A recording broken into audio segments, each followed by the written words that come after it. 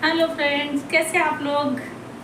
आज मेरे वीडियो में एक अच्छी खबर है कि मेरी बेटी 3 महीने बाद कल आने वाली है और इसलिए मैं बहुत खुश हूँ।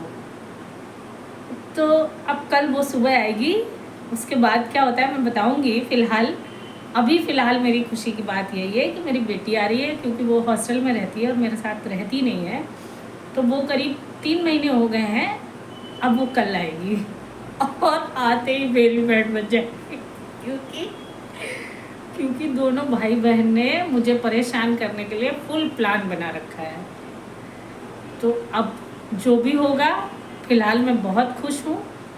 और ऐसा नहीं है, मेरे बच्चे बहुत अच्छे हैं, दोनों के दोनों। लेकिन बस यही है कि ये दोनों लड़ते हैं, खाने के लिए ये चाहिए वो चाहिए, करते कुछ नहीं है। तो मैं परेशान हो जाती हूँ, तो मैं चिल्लाने लगती हूँ। बाकी और कोई रीज़न नहीं है इनके आने, मतलब इन लोगों से। तो इसलिए इन दोनों ने प्लान बना के रखा है कि वो आने दो, उसको फिर बताएंगे आने दो उसको तब बताएंगे। अब भाई आने दो, क्या होगा क्या नहीं होगा मुझे नहीं मालूम, जो होगा देखा जाएगा। फ़िलहाल उसके आने की पूरी तैयारियां, उसको क्या खाना है, उसको क्या करना है, वो सारी लिस्ट मेरे पास पहुंच चुकी है। उसके अकॉर्डिंग मुझे सब कुछ करना है, बनाना है, और कल मैडम आ जाएगी। तो वो जो भी हो, जैसा भी हो, ये तो सब कहने की बातें हैं।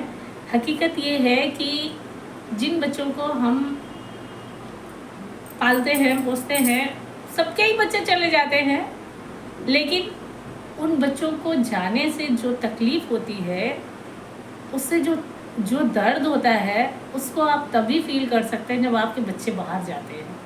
क्योंकि उस समय समझ मतलब समस्या ये है कि आप उनको रोक भी नहीं सकते। उनको रोकने का मतलब नहीं है, उनके भविष्य को ख़राब नहीं कर सकते, उनको भेजना ही भेजना है। तो मतलब उस समय ऐसी सिचुएशन होती है कि दिमाग कहता है जाने दो, और मन कहता है कि नहीं, मेरा बच्चा हम नहीं जाने देंगे, और फिर दिमाग काम कर जाता है और उनको जाने दिया जाता है। तो मेरी बेटी भी चली गई, अब आ रही है कल 3 महीने बाद, फिर शायद पता नहीं, शायद रक्षाबंधन में आएगी, जब भी आएगी। तो फ़िलहाल मुझे लगा आप लोगों को बता देना चाहिए। जैसे मैं खुश हूँ मेरी बेटी के आने से, ऐसे ही मेरे ख्याल से सबको खुशी होती होगी अपने बच्चों के आने पे।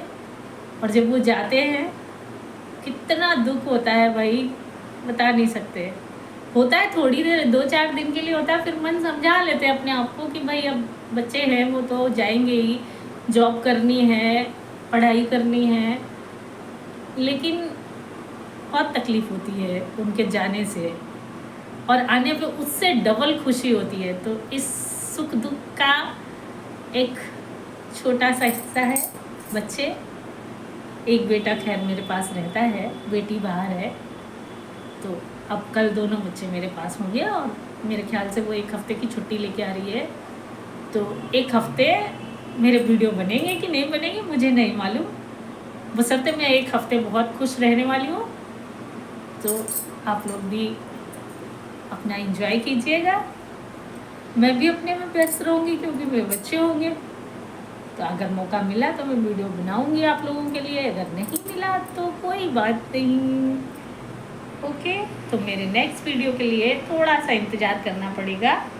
उसके बाद मैं फिर से आऊँगी, आप लोगों के लिए फिर से वीडियो बनाऊँगी, और उसके जाने का दुख बताऊँगी कि मुझे कितना दुख हो रहा है, क्योंकि वो तो जाती है तो मुझे सच्ची में बहुत दुख होता है।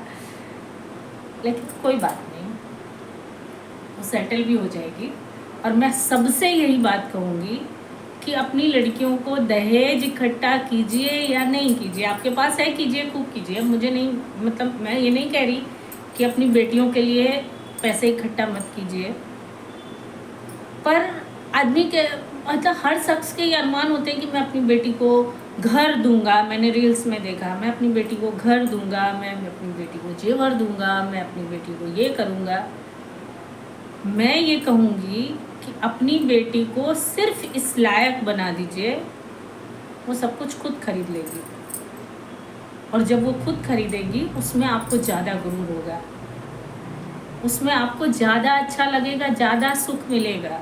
तो बेटियों को रईस नहीं बनाइए, लायक बनाइए, ताकि वो अपनी ज़िंदगी को एक स्मूथ तरीके से चला सके और अपनी ज़रूरतों को बिना किसी रोक टोक के, बिना किसी परमिशन के पूरा कर सके। कल को उनको इस बात का डर ना रहे कि अगर ऐसा हो गया तो मैं क्या करूँगी। वो खुद इस करने हर काम को करने में सक्षम हो।